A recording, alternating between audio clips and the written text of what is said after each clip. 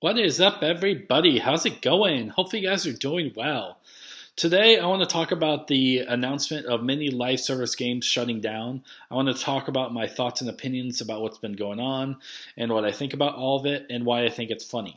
So, some of the games that have announced that they will be shutting down are Avengers, Babylon's Fall, Rumbleverse, Hyperscape, and Knockout City, and many more.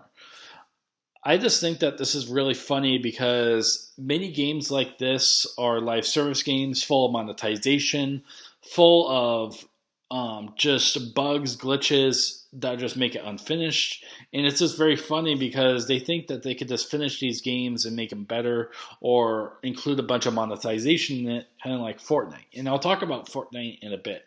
But think about live service games is that they don't belong in the industry. I've discussed my thoughts and kind of like my whole rant about live service games in general because I don't like them at all. They don't belong in this industry. It's fine, but it's also not fine because it's manipulative and it's very dangerous, especially when we're having video games marketed to children. So, for example, Knockout City, for example, let's take that as an example. And let's say that Knockout City, they include FOMO items, similar to Fortnite, where fear of missing out, where you don't really have a chance to get these items after a specific time, and you have to purchase them or grind out for them during this time or this playthrough of the game or the season. And I just think that's very dangerous because that shouldn't belong in gaming. It should not happen overall because video games should just be enjoyed and just have fun.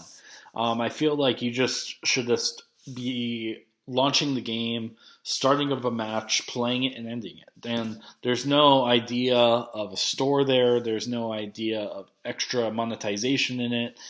And I just feel like many live service games have taken on this model of Fortnite. So with Fortnite, they were the original creators of this live service model and the battle pass and stuff like that over the years because in 2017 they had some stuff where you can get in the store. And over the years, they just expanded on that. They're like, oh, you want these famous Star Wars skins? Get them now or they'll never be there. You want this Raider skin? Go ahead and claim it because you'll never be able to get it again. And it's just the idea of FOMO because it's like they're never going to bring him back. And it's very manipulative. And many companies wanted to take this model and copy it from Fortnite, where they're like, yeah, we're just going to include a season. And if people don't get it, well, too bad. If you don't grind for it, too bad. We're going to erase it forever.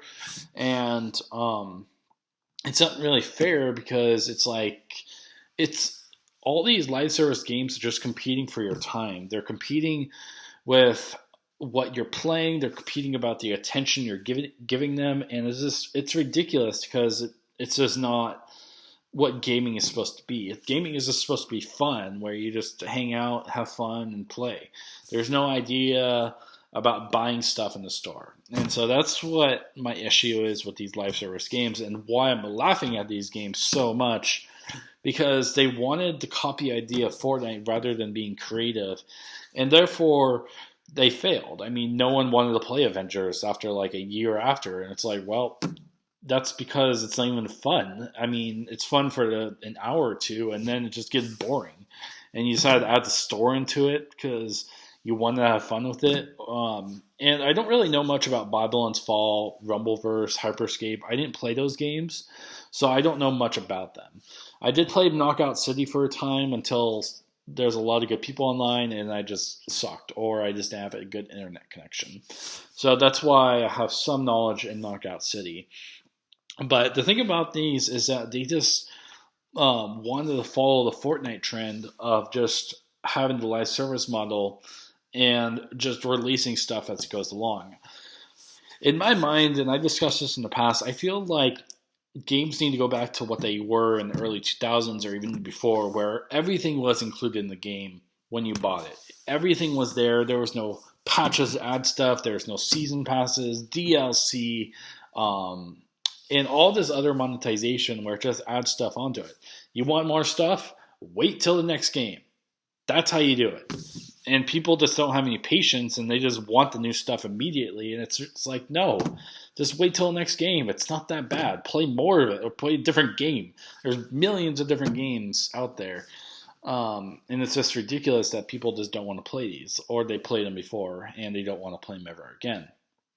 Anyways, that's what's been going on with these live service games. They just copy one off to the other than actually having a creative idea.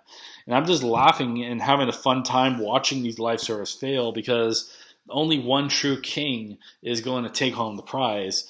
And it's like that during the Battle Royale genre. You saw in 2018, 2017, a bunch of these companies make games following PUBG, Fortnite. You got I'm blanking on so many others, but you had all these different PC games going out, and you had them trying to follow the Battle Royale craze, but they ended up dying because there's only so many people that can pay attention to one game, and you can't really divide your player base into 16 different games when there's only one good game. So it just doesn't really make sense. And that's the same with all these live service games like Knockout City, Avengers, Rumbleverse, is that there's so much packed into these games, and they want you to spend as much time as they can and spend the money, but you can't really spend the money if you're only focused on one game. Like, that could be COD, that could be League of Legends, that can be Minecraft, it could be whatever you want, but you can only play one game, and you can't hop between 17 different games in an hour. It's just not possible. And so that's why all these live service games are failing, because they're not making enough money, or the people are not giving them enough attention, and they just end up failing. And so that's kind of like why I like this. And I wanted to talk about this because it proves my point that the gaming industry is headed towards this model, and it's not the right path. Eventually, we're going to see a lot of companies crash and burn, because they'll try these ideas and expect to make a lot of money, and yet they'll end up failing in the end, and they'll be like, well, it's your guys' fault. It's like, no, it's not. It's yours. You're the one that made the game, and you're the one that actually put the store in there. So you can't really blame us, because we just expected a good game. And once you find out that there's manipulative strategies and tactics in the game, well, it's too late. People are just going to abandon it and move on to the next one.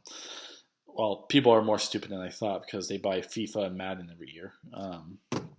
Anyways, but yeah, I wanted to talk about this because it just shouldn't belong in the gaming industry, and it's just unacceptable overall, because there's so much been going on about this live service, monetization, and battle pass crap. I don't want to talk about it. Anyways, hope you guys are doing well. I'll see you guys later with lots of love and respect. I'll see you guys later, and hopefully you guys are having fun.